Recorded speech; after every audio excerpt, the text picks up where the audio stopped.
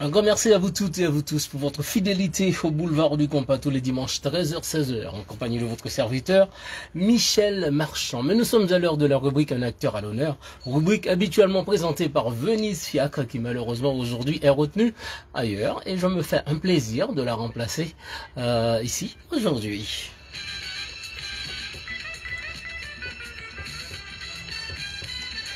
Pour cette rubrique, nous sommes accompagnés de deux acteurs importants de la communauté, car ça fait bon nombre d'années déjà qu'ils s'activent dans la communauté pour nous offrir le meilleur en ce qui a trait à notre chère République d'Haïti. Il s'agit de monsieur, je présente monsieur d'abord, madame, vous m'excuserez de l'impair. Il s'agit de Evans Nicolas et de madame Elodie Paul. Bonjour Evans, bonjour Elodie. Bonjour Michel, bonjour à l'ensemble des auditeurs de Source FM et aussi les internautes qui nous regardent. Bonjour Michel et bonjour à toute la communauté et tout le monde qui peut regarder aujourd'hui. Voilà, un réel plaisir de vous avoir avec moi à ce studio. Car vous travaillez sur un événement, mais avant de parler de l'événement, Evans, tu es un habitué de la radio, mais pour ceux qui ne te connaissent pas, comment tu pourrais te présenter? Sur le plan associatif, je rappelle, je suis Evans Nicolas et président de l'association Évolution d'Haïti, créée en février 2015. Et d'une idée simple, c'est le fait de se dire que les images, en tout cas que moi je voyais à la télévision concernant Haïti, dans les médias français ne correspondaient pas à ce que moi je connaissais d'Haïti qui venait d'arriver. Et on s'était dit avec quelques amis, pourquoi nous ne proposons pas quelque chose qui donne les images que l'on souhaite projeter autour d'Haïti. Et c'est là qu'est venu le projet Haïti Je Connais, que beaucoup de gens connaissent. Je pense qu'il y a beaucoup de gens qui connaissent mieux le projet Haïti Je Connais que l'association EVO. Donc Haïti Je Connais, c'est un projet de l'association EVO, Évolution d'Haïti. Et donc c'est dans le cadre de ce projet-là qu'on est là aujourd'hui. On va parler des prochaines éditions, de ce qui s'était passé aussi. Depuis 2016, on a fait la première édition. Et là, on va être à la 6e édition. Donc en résumé, c'est acteur associatif et puis amoureux d'Haïti et amoureux de la communauté haïtienne. Ah bien voilà, on va tendre le micro à Elodie pour qu'elle nous dise aussi, pour qu'elle fasse aussi une petite présentation d'elle. Alors, moi je suis Elodie Paul.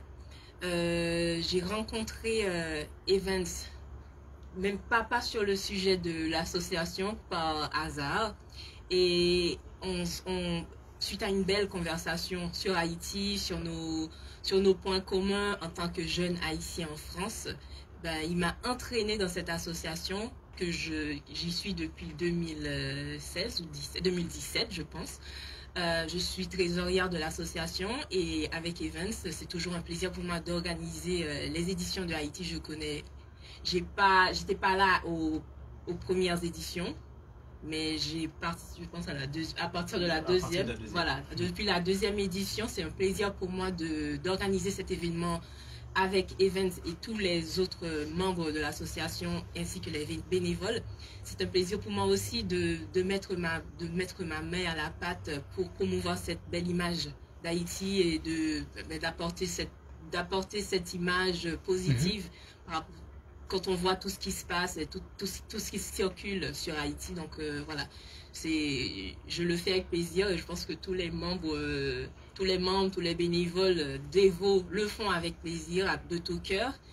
Et le positif pour nous, c'est ce qu'on apporte à la communauté haïtienne et aux amis d'Haïti. Voilà, si je comprends bien, l'événement Haïti Je Connais, on va dire, naît d'une sorte de frustration. En fait, une frustration, et je me dis aussi, c'est une observation qu'il n'y a pas de production de ces contenus qu'on veut projeter. C'est-à-dire, on se plaint, on se dit, pourquoi les gens projettent que ça, mais qu'est-ce que nous on fait? Soit on se dit qu'on reste toujours dans une sorte de, on se plaint, on se morfond dans notre coin, ou bien on produit quelque chose. Après, on ne sait pas à quoi ça va servir, mais au moins on aura essayé de proposer un autre contenu. Donc c'est vraiment l'idée derrière, c'est proposer d'autres contenus, des contenus positifs sur la littérature, l'histoire, la cuisine, le sport, tout ce qu'on a fait de positif. L'idée, c'est ça, Haïti Je Connais, c'est de mettre en avant tous ces éléments-là. Par contre, on ne néglige pas qu'il y a des difficultés, qu'il y a tous les problèmes que ça, mais on se dit, bon, il y a d'autres médias pour les donner. Nous, on a fait le choix partisan de projeter autre chose, de donner le complément des informations. Elodie, la valorisation d'Haïti à travers cet événement, c'est quelque chose qui te concerne personnellement? Tout à fait. Personnellement, si je vais au plus profond de moi-même, déjà ça m'attriste d'être plus ou moins exilé d'Haïti depuis ces années, puisqu'on arrive avec tout ce qui se passe. Je pense que je suis pas la seule. Je pense qu'on est des milliers à se sentir un petit peu exilés de notre pays, et les médias aussi tout ce qu'on voit dans les médias, c'est assez déprimant. Quand on est à l'étranger, qu'on a de la famille en Haïti, c'est assez déprimant de voir tout ça. Quand on a des souvenirs, surtout quand on a grandi en Haïti, c'est triste de voir tout ça. Donc pour moi, ce qu'on fait, c'est, comme le dit si bien Evans, c'est pas tellement négliger ce qui se passe ou essayer de le couvrir d'un rideau positif, mais c'est aussi de dire qu'il n'y a pas que ça. Que Haïti, ce n'est pas que la misère, la tristesse, qu'on n'est pas que déprimé. Il y a aussi, il faut pas oublier notre histoire, il faut pas oublier notre culture, il faut pas oublier notre littérature, nos artistes. Il faut pas oublier tous les acteurs qui travaillent de leur façon pour maintenir cette image de notre Haïti. D'accord. Evans, si on devait faire marche arrière, repenser à la création de cet événement, les différentes étapes que vous avez franchies ensemble, qu'est-ce que tu pourrais nous en dire? Le projet, il était assez virtuel au début parce que c'était une application qui existe toujours, que les gens peuvent toujours aller jouer, c'est haitijeconnais.com. Et on avait vu, il y avait beaucoup d'engouement autour de l'événement, mais ça restait très virtuel. Donc on avait vu avec les autres membres de l'époque de donner vie au projet avec une manifestation culturelle. C'est de là que vient le projet Haïti Je Connais Live Challenge. C'est-à-dire on a sélectionné, chaque année on sélectionne les 2 mieux classés sur l'application, parce que quand les gens y jouent, on sait où ils sont, on sait dans quel pays ils sont. Malheureusement, on n'a pas les moyens pour faire venir les gens de l'étranger, mais on a pris les 2 mieux classés de France. Et ces 2 mieux classés-là, c'est eux qui viennent le jour J, le jour de l'événement Haïti Je Connais Live Challenge, pour s'affronter physiquement. Et c'est l'occasion aussi que le public vienne assister à ce match-là. Et puis derrière, on a eu de la chance d'avoir des artistes de renom qui nous ont accompagnés, des artistes aussi de la communauté. Je pense à Tissou, je pense à Grégoire Chéri, je pense à Jules Joseph. Et puis on a eu des artistes qui venaient d'Haïti, qui sont venus d'Haïti.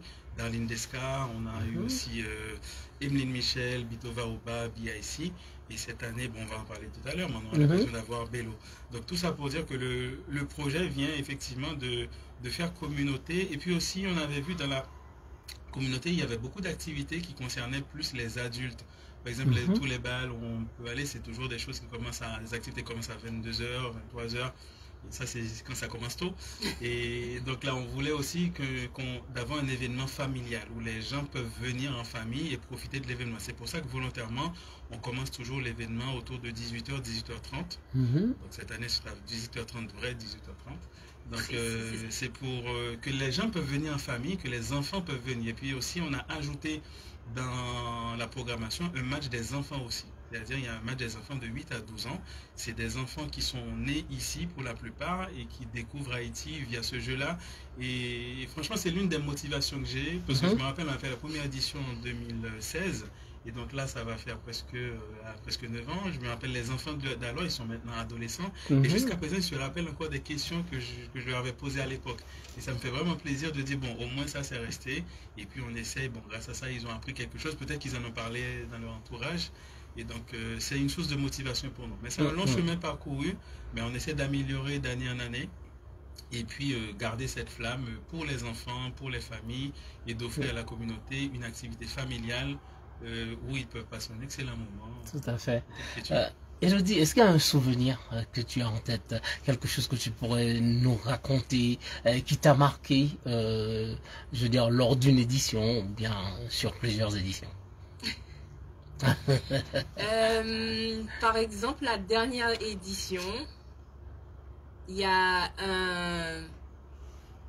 une personne qui est venue, qui était en fauteuil, c'était BIC qui jouait, et BIC je pense que BIC touche beaucoup de jeunes, beaucoup de jeunes de notre âge, plus jeunes. Il touche avec ses musiques et tout, il touche beaucoup de gens. Donc, je pense que cette édition avait ramené une foule très jeune, motivée, je pense, triste, nostalgique d'Haïti. Mhm. Et cette personne avait fait le voyage, était venue de Suède. Ah ouais.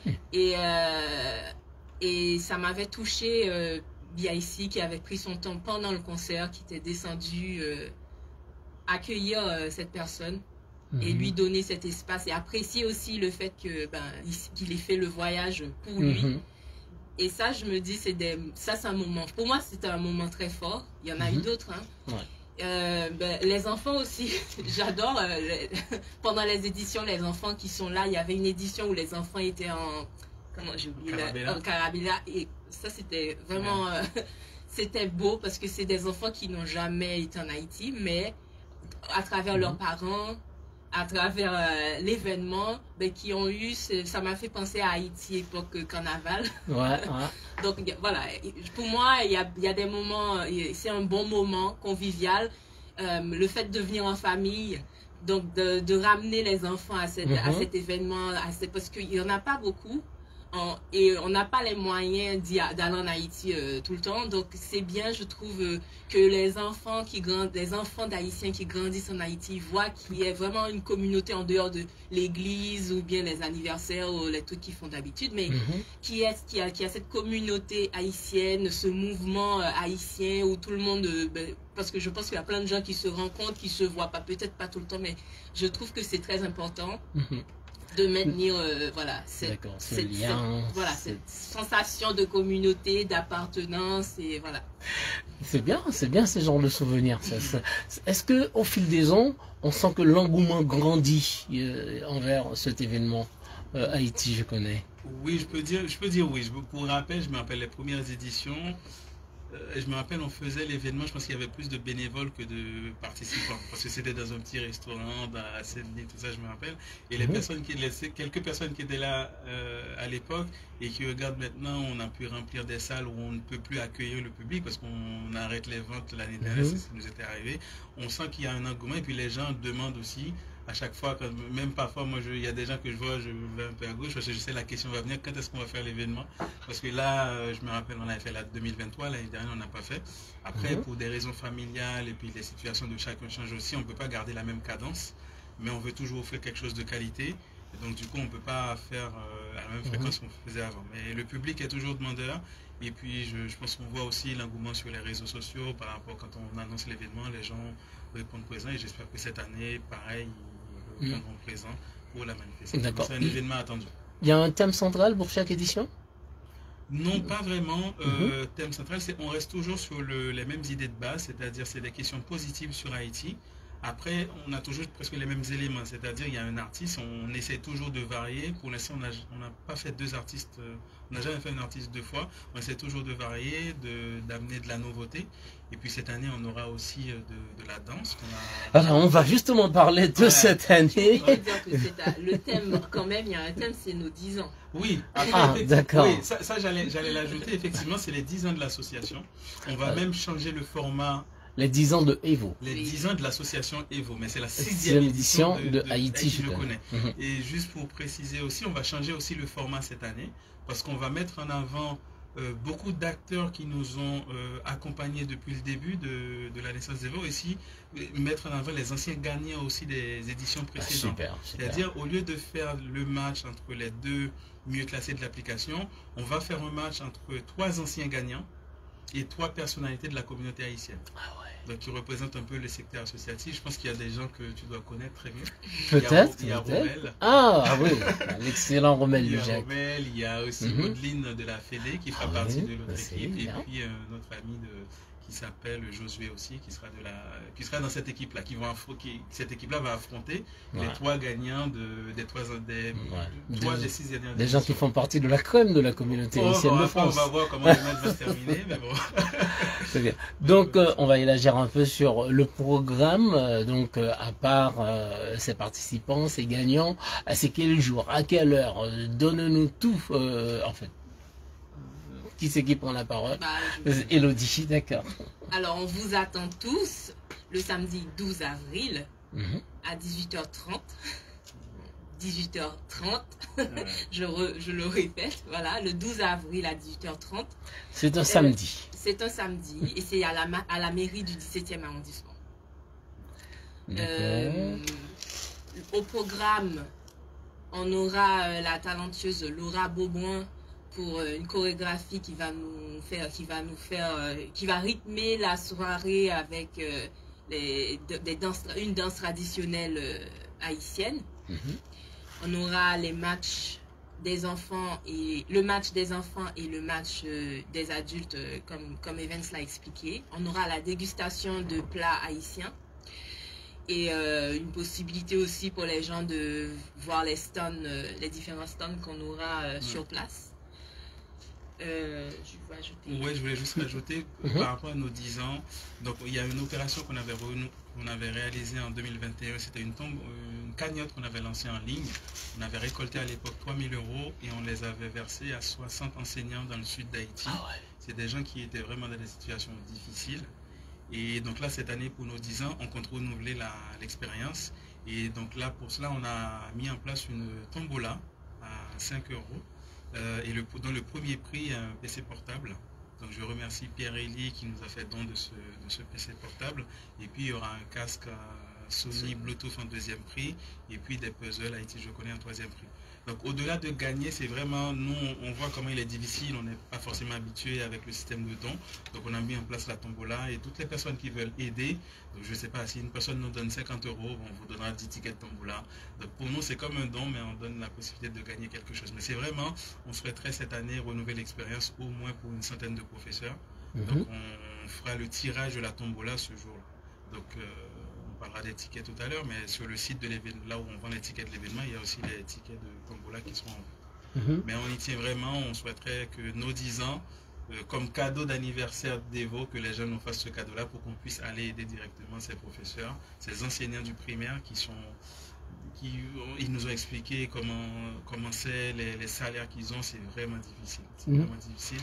Et on pense que ce sera, même si ce n'est pas beaucoup, ce sera 50 €, mais ce sera déjà très bienvenu par rapport au retour qu'on avait eu en 2021. Parfait. Les questions se portent surtout sur l'histoire contemporaine ou bien sûr l'histoire d'Haïti d'une manière générale? C'est plutôt l'histoire d'Haïti d'une manière générale. Et puis, après, volontairement, on évite les questions politiques, sur des personnalités actuelles.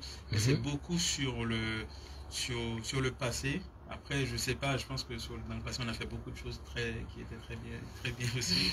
Donc, ça porte beaucoup sur le passé, plutôt le passé. Et puis, mais les autres questions, par contre, qui ne sont pas historiques, pas trop polémiques, c'est plutôt actuel. Donc, tout ce qui est sport, musique, tout ça, il y a un peu de rétro, mais on se rapproche plus de la période contemporaine. Est-ce que vous sentez que la communauté haïtienne de France, malgré la distance, reste connectée avec Haïti, malgré tout ce qui se passe en Haïti aussi? Qui c'est qui...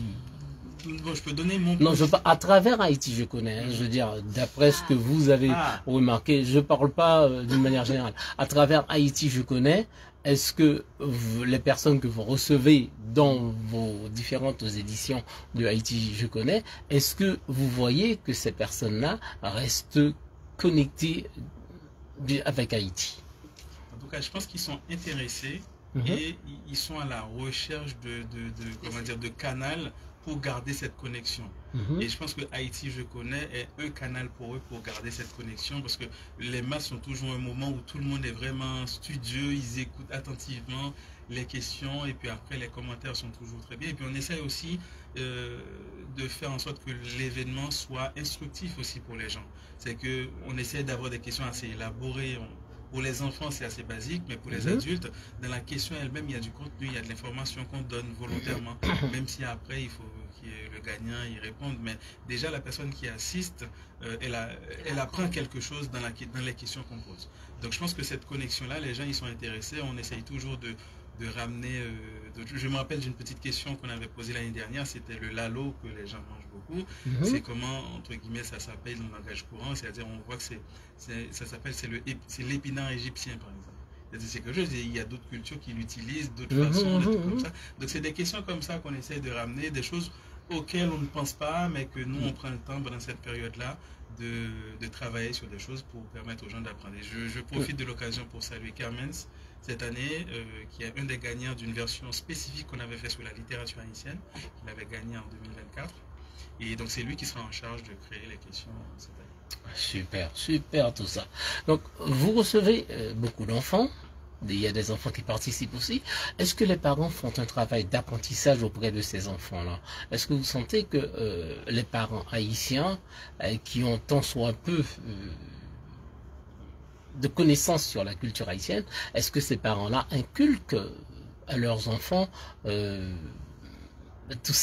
sur tout ce qui est Haïti? Hein? Je peux pas parler pour tous les parents ou tout ce qui se passe chez eux, mais je sais qu'il y a une préparation. Déjà, le fait de vouloir faire participer son enfant au match, parce que on ne choisit pas, c'est un petit peu, il y a aussi ce côté volontairement demander à ce que son enfant fasse partie de l'équipe.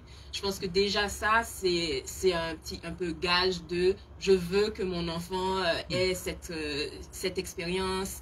Donc pour moi, et en plus, pour moi, il y a une préparation des parents avec leur enfant. Donc ça, c'est très important. Mais je pense que en tant qu'Haïtien, je pense qu'on le fait naturellement parce que si c'est pas nous, l'entourage, voilà. Ici, il n'y aura pas... Ou du moins, les enfants écoutent aux portes quand on a une discussion avec quelqu'un sur Haïti. Je pense même à mes enfants. Moi, c'est important de parler en créole ou de cuisiner haïtien, d'écouter les musiques haïtiennes. Parce que c'est très important, parce que si c'est pas nous... Ah oui, ça va se perdre. Voilà, ça se perd, il n'y a plus d'intérêt.